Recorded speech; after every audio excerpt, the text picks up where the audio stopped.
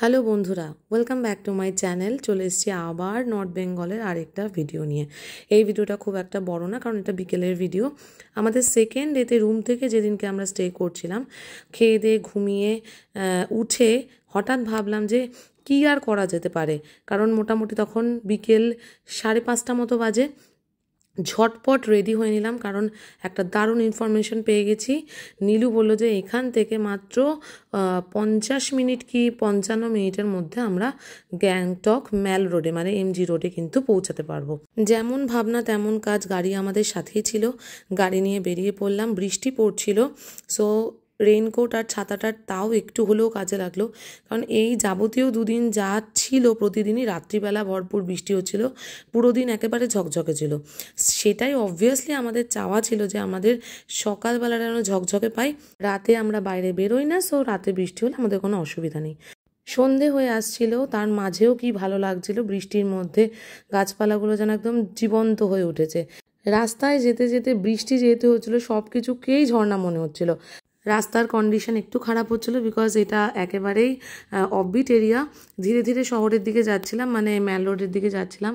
জল শুধু দেখো কি হারে বৃষ্টির জল ঝর্ণার মতো করে বয়ে চলেছে চারিদিক। ধীরে ধীরে যেহেতু সূর্যাস্ত হচ্ছিল, তাই ধীরে ধীরে কালচে হয়ে যাচ্ছিল।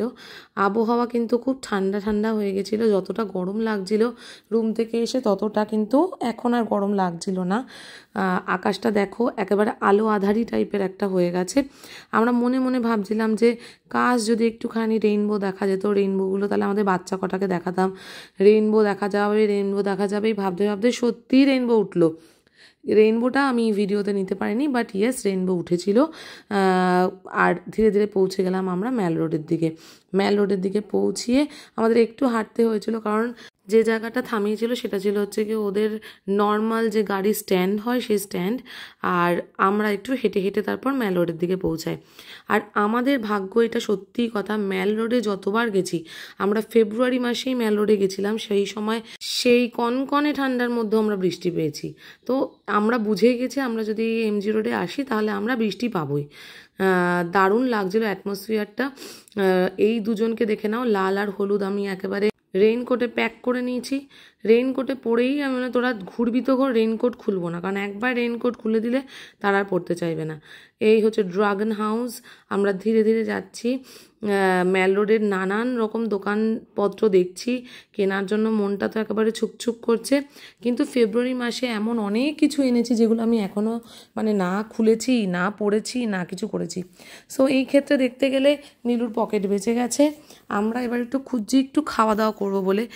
খেয়ে দিয়ে ঘুমিয়েছি, কিন্তু ঘুরলে তো একটুখানি খুচুং খাচুং খিদেই পায়। আর মিঠাই আর নীলু এরা দুজন যে খাওয়ার ভক্ত, মানে কি বলবো। আর পাহাড়ে আসবো কিন্তু মোমো খাবো না, এটা হতে পারে? তাই জন্য একটা ভালো মোমোর জায়গা খুঁজছিলাম, কারণ আমরা যেদিনকে রুম থেকে আসছিলাম সেদিনকে মোমোটা এত জঘন্য ছিল। রাস্তায় একটা পুচকুকে পেয়ে যাওয়া হলো। আর এরা পুচকু, যে কোনো পুচকুকে ধরে মানে মজা নেওয়ার চেষ্টা। এও তেমনি ডাইনোসর খেলছিল, এরা তিনজন মিলে ডাইনোসর খেলছে। যাই হোক, এইখানে পুচকুটা অজানা পুচকু, খুব মিষ্টি ছিল, একদম আমাদের মিঠাই আর স্পর্শর মতো। আর তিনজনে মিলেই একেবারে খুব খেলতে মগ্ন হয়ে গেছিলো। তারপরে হঠাৎ মনে পড়লো নীলুর যে ও একেবারে ছোট হয়ে গেছে, ও খেলতে শুরু করে দিল। সো যাই হোক, কোনোভাবে ওর থেকে বাঁচিয়ে আমরা এগোলাম মোমোর দিকে। তো মোমো খাবো যখন, তাহলে অবভিয়াসলি একটা ভালো জায়গা খুঁজতে হবে যেখানে একটু বসে আরামসে আড্ডা মেরে মোমো খাওয়া যায়। তো চললাম আবার ম্যাল রোডে কোথায় খাবো সেই ভেবে। হাঁটতে হাঁটতে গিফট সেন্টারে ঢুকে গেলাম, মানে এটা না ঢুকলে তো আমাদের পেটে ভাত হজম হবে না। তো এখান থেকে মিঠাই কয়েকটা, ওই কি রিং কিনলো, তারপর একটা ফ্যান কিনলো, আরও কী কী কিনেছে আমি ভুলে গেছি। অ্যাকচুয়ালি আমি কিছু কিনিনি, সেজন্য বাকিরা কী কিনেছে আমি সত্যিই ইন্টারেস্টেড নই। মিঠাই তো যাই দেখছে তাই ওর কিনতে লাগবে। এইবার চাও আমি কিনিনি, কারণ নর্থ বেঙ্গল আসলে চা নিয়ে যাই অ্যাটলিস্ট। এবার চাটাও কিনিনি, কারণ আগের যে ফেব্রুয়ারি মাসের চা আমরা কেজি কেজি চা নিয়ে গেছিলাম। সো ওই চা আমার এখনও শেষ হয়নি। ফেব্রুয়ারি মানে এটা আমরা জুনের ফার্স্ট উইক গেছি, খুব বেশি হলে 3 মাসের মধ্যে আবার নর্থ বেঙ্গল। সো বুঝতেই পারছো, নর্থ বেঙ্গল থেকে কিনে নিয়ে যাওয়ার মতো নতুন কিছু পেলাম না। আগের বার বৃষ্টির জন্য যেখানে যেখানে ফটো তুলিনি এই বছর সেখানে ফটো তুললাম।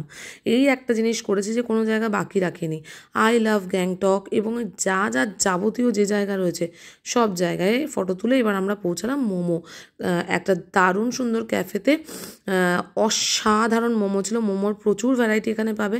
যারা মোমো লাভার আছো এই ফ্যানটাই কেনা হয়েছিল, একটা স্পর্শর জন্য আর একটা আমার মিঠাইয়ের জন্য। সো বুঝতে পারছো এরাও এই ফ্যানের হাওয়া নিচ্ছে, লুটে পুটে নিচ্ছে হাওয়া যাকে বলে। আমরা ক্লান্ত হয়ে এরা দুজন মজা করছে আর আমরা বাচ্চা সামলাচ্ছি, এরা দুজন ডেট করছে, আমরা বাচ্চা নিয়ে বসে আছি। মানে এদেরই ভ্যাকেশন ছিল, আমাদের তো ভ্যাকেশন ছিল না। এরা দুজন কিসে মগ্ন ভগবান জানে। আর এদিকে পায়েল দিদির অবস্থা খারাপ, দুখানা ফ্যান দিয়ে উত্তাল হাওয়া দিয়ে যাচ্ছে।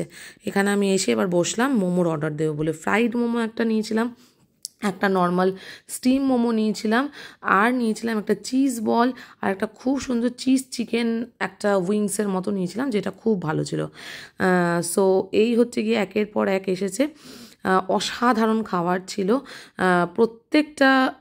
মানে আমরা যে কটা আইটেম অর্ডার দিয়েছিলাম প্রত্যেকটা খুব ভালো ছিল। তোমরা আসলেও এখানে এসো। এই শপটার নাম হচ্ছে গিয়ে মোমো স্টপ। সো এখানে সত্যি আসলে মোমো খেয়ে তুমি ননস্টপ মোমো খেতে পারবে।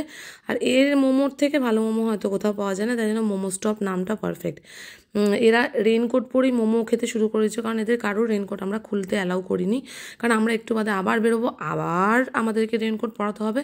তো আমাদের শর্টকাটের জন্য ওরা রেইনকোট পরে মোমো পার্টি করলো, আর আমরা এখানে স্টাইল মেরে মোমো পার্টি করলাম।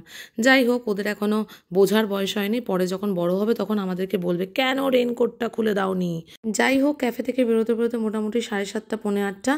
তারপর কিন্তু আমাদের রাত হয়ে যাচ্ছিলো, কারণ আমাদের হোটেলে ফিরতে হবে। সো আমরা কিছু ফটো ক্লিক করলাম, সেগুলো অবশ্যই তোমাদের সাথে শেয়ার করলাম। আজকের ভিডিওটা কেমন লাগলো জানাতে ভুলো না প্লিজ। আমাদের চ্যানেলটাকে লাইক, শেয়ার অ্যান্ড সাবস্ক্রাইব করে দিও। যারা যারা ভালো লাগবে তারা নিজেদের প্রোফাইল থেকে প্লিজ শেয়ার করে দিও। তোমাদের লাভ অ্যান্ড সাপোর্টে আফটার নর্থ বেঙ্গল আমাদের 1K সাবস্ক্রাইবার্স হয়ে গেছে। We are very thankful. সকলে ভালো থেকো, সুস্থ থেকো। দেখা হচ্ছে নেক্সট ভিডিওতে। Bye bye.